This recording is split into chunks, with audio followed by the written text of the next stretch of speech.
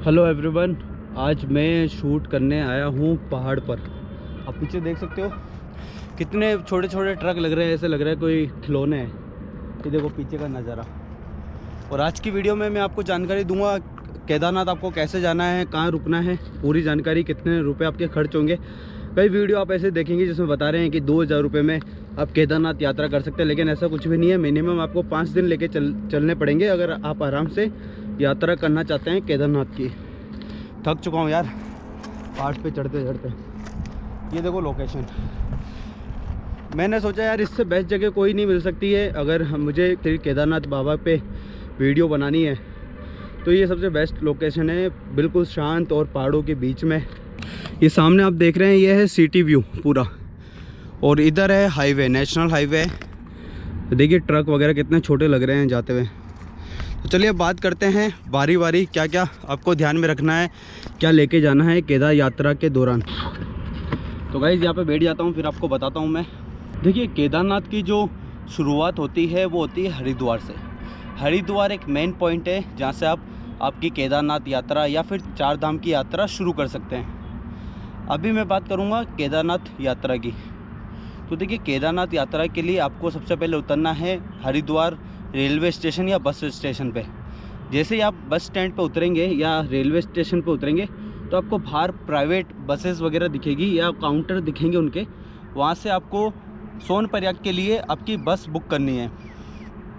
मैं आपको ये बता देता हूँ कि जो गवर्नमेंट बसेस है वो सोनप्रयाग तक नहीं जाती है, जहाँ तक मुझे पता है, मैंने लोगों से जानकारी भी जुटाई है।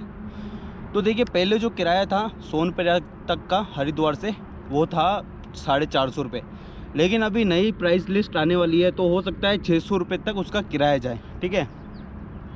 अगर मैं 5 दिन के टूर की बात करूं तो 5 दिन का खर्चा आता है। अगर मैं खाने की बात करूं तो दिन का और शाम का खाने की मैं बात करूं तो 400 रुपये का एक एस्टिमेट ले सकते हैं, तो 2000 रुपये उसके होते हैं 5 दिन के। ठीक है। 600 रुपये का आपका टिकट हो गया हरिद्वार से सोनप्रयाग का। ठीक है।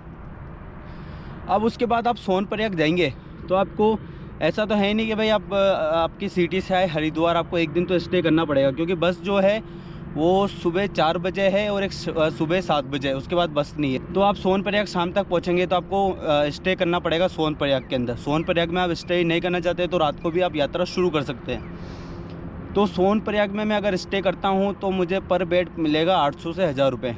तो अपन मान के चलते हैं 800 रुपये मान लेते हैं। और उसके आगे आपने दूसरा दिन हो गया, दूसरे दिन आपने रेस्ट किया, फिर तीसरे दिन आपने यात्रा शुरू की। सोनप्रयाग से आप निकले टैक्सी में गौरीकुंड के लिए। गौरीकुंड, सोनप्रयाग से गौरीकुंड आने के आपको 30 से 40 रुपये देने पड़ेंगे टैक्सी वाले को। उसके बाद जो आपकी गौरीकुंड से जो आपकी 16 किलोमीटर का ट्रैक शुरू होगा उसको करने में आपको 6 से 7 घंटे लगेंगे। तो तीसरे दिन आपने ट्रैक किया। ठीक है। और तीसरे दिन शाम को आप पहुंच गए। चौथे दिन आपने दर्शन किए श्री केदारनाथ बाबा के। अब केदारनाथ के बेस कैंप में जो गढ़वाल मंडल विकास निगम की जो साइड है वहाँ से आप होटल वगैरह बुक कर सकते हैं, अपना बेड बुक कर सकते हैं। उसकी वीडियो देखना चाहते हैं तो आई बटन में लिंक है, वो आप देख सकते हैं। तो जो केदारनाथ बेस कैंप में आपको जो बेड मिलेगा वो 400 से 800 रुपये पर पर्सन के हिसाब से मिलेगा। तो चौथे दिन आप वहाँ पे पहुँचे, आपने शाम के दर्शन किए या 5वें दिन सुबह के दर्शन किए। उसके बाद आप वापस निकल गए सोनप्रयाग के लिए। सोनप्रयाग का ट्रैक किया, आपको आते आते शाम हो जाएगी। ठीक है। वहाँ से आपको दूसरे दिन सोनप्रयाग से हरिद्वार के लिए वापस बस पकड़नी पड़ेगी।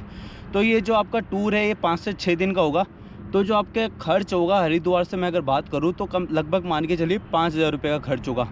तो ये बेसिक प्राइस है। उसके बाद आप जितना आपका बजट है उसके अकॉर्डिंग आप ट्रैवलिंग कर सकते हैं। अभी क्या है, कई लोग बोलते हैं कि 2000 में आप यात्रा करिए केदारनाथ बाबा की, तो वो संभव ही नहीं है। फर्स्ट ऑफ ऑल तो मैं क्या लेट हो गया था, मुझे आना था। तो अभी क्या है, सूरज भी ढलने वाला है तो अंधेरा हो जाएगा, उससे पहले मेरे को नीचे जाना है। तो मैं बात करता हूँ कि आपको क्या क्या लेके जाना है। फर्स्ट ऑफ ऑल तो देखिए, जब भी आप कहीं केदारनाथ बाबा की यात्रा कर रहे हैं, 4 धाम की यात्रा कर रहे हैं, तो आप 15 दिन पहले अपने आप को प्रिपेयर कीजिए। आप हो सके तो कम से कम 5 किलोमीटर तो आप रनिंग कीजिए, या पैदल आप चलना चाहते हैं तो 5 किलोमीटर आप शाम को या सुबह मतलब रनिंग वगैरह कर सकते हैं, ताकि आप क्या है जब उधर जाएंगे तो आपको ईज़िली आप ट्रैक कर सकते हैं। तो ये चीज़ आप ध्यान रखिएगा। और सेकंड चीज़ है, आपको 2 लीटर पानी की बोतल साथ में रखनी है, क्योंकि देखिए आप 16 किलोमीटर का ट्रैक करेंगे तो आपको बहुत ज़्यादा पानी की प्यास लगेगी। तो 2 लीटर की बोतल आपको साथ में रखनी है। गर्म कपड़े आपको साथ में रखने हैं। गर्म कपड़े का मतलब ये नहीं है कि आप पूरा बैग भर लें, क्योंकि देखो आपका बैग आपको ही उठाना, आपका लगेज आप ही उठाओगे, तो जितना हो सके उतना कम आप लगेज लीजिए। जैसे आपने एक कंबल ले लिया, आपने 2-3 आपके गर्म कपड़े ले लिए, इनर ले ली, जैकेट ले ली, और भी जो भी आप लेना चाहे वो ले सकते हैं। अब क्या है, जैसे आपकी कीमती सामान है उसका एक अलग बैग बना सकते हैं आप। जैसे मान लीजिए कि मैंने एक अपना मतलब कपड़ों का बैग बना लिया, एक मेरे कीमती सामान है उसका मैंने बैग बना लिया। तो सोनप्रयाग जब आप पहुंचेंगे तो आप लॉकर में क्या करेंगे, आपके जो भी यूजेबल जो सामान है वो आप लेके जा सकते हैं ट्रैक पे, बाकी आप सोनप्रयाग पे लॉकर में रख सकते हैं। अब देखिए गर्म कपड़े आपने ले लिए, 2 लीटर पानी की बोतल आपने ले ली, टॉर्च आपको लेनी है, टॉर्च आप ले सकते हैं, क्योंकि देखिए आप अगर अंधेरे में रात में ट्रैक करेंगे तो टॉर्च की आपको नीड पड़ सकती है। उसके साथ में देखिए जो भी आपकी मेडिसिन वगैरह चल रही है वो आप ज़रूर साथ में रखिएगा। एनर्जी ड्रिंक आप साथ में रख सकते हैं, और ट्रैकिंग शूज़ जो आते हैं वो आप ले सकते हैं, स्पोर्ट्स शूज़ ले सकते हैं। लेदर के जो शूज़ आते हैं वो मैं आपको सजेस्ट नहीं करूँगा। रेन कोट ज़रूर ले लेना, क्योंकि मौसम का कोई भरोसा नहीं होता, वहाँ पे कब मौसम चेंज हो जाए कोई पता नहीं है। तो ये चीज़ें आप साथ में रख सकते हैं। और जो लगेज ले रहे हैं उसका वाटरप्रूफ कवर भी लेना है आपको। ये मेडिसिन लेना बंद भूलिएगा, क्योंकि मेडिसिन बहुत ज़रूरी है। तो ये सारी चीज़ें लेके आप ट्रैक शुरू कर सकते हैं। और देखिए मैंने एक वीडियो बनाई है जिसमें हमने बताया कि ई पास कैसे ले सकते हैं केदारनाथ बाबा की यात्रा के लिए। अगर आप वो ई पास ऑनलाइन जनरेट कर लेंगे तो आपको क्या होगा, लाइन में नहीं लगना पड़ेगा। अगर आप सोनप्रयाग जाके ई पास लेंगे तो आप मानिए 4-5 घंटे आपके ई पास लेने में आपके ख़राब हो जाएंगे। तो वो वीडियो भी आई बटन में, वो भी आप देख सकते हैं। और देखिए आप जब भी यात्रा शुरू कर रहे हैं ना, तो आपके साथ हल्का फुल्का जैसे बिस्किट वगैरह भी आप ले सकते हैं। जैसे आप रास्ते में जा रहे हैं, ट्रैक कर रहे हैं, तो आपको भूख भी लगेगी तो आप वो बिस्किट वगैरह भी खा सकते हैं, ये भी आप ले सकते हैं साथ में आपके, तो काफ़ी ईजी होगा।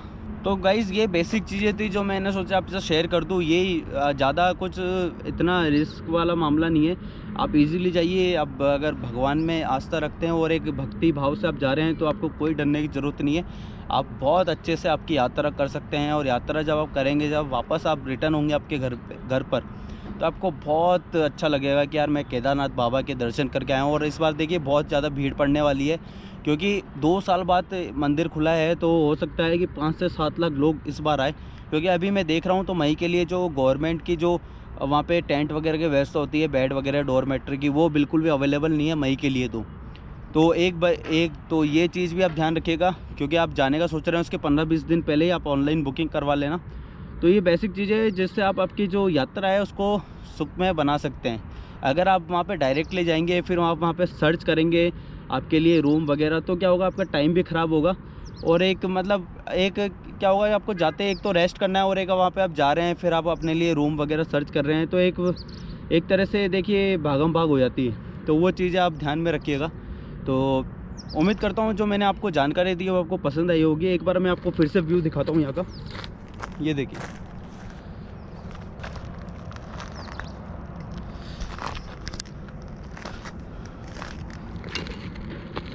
और ये देखिए सनसेट का कितना खूबसूरत नज़ारा दिख रहा है यहाँ से। तो दोस्तों उम्मीद करता हूँ जो मैंने जानकारी दी है वो आपको ज़रूर पसंद आई होगी। अगर आप भी बताना चाहते हैं कि भाई ये चीज़ें भी आपको ले जाना ज़रूरी है, तो वो चीज़ भी आप कमेंट बॉक्स में बता सकते हैं। अगर मैंने कोई चीज़ आपको नहीं बताई है, कोई छूट गया है मुझसे बताना, तो वो चीज़ें आप कमेंट करके बता सकते हैं। तो उम्मीद करता हूँ आपको ये हमारी वीडियो पसंद आई होगी, और आपके सपोर्ट की हमें बहुत ज़रूरत है। हमारे चैनल को लाइक कीजिए, शेयर कीजिए और सब्सक्राइब कीजिए। Thank you so much.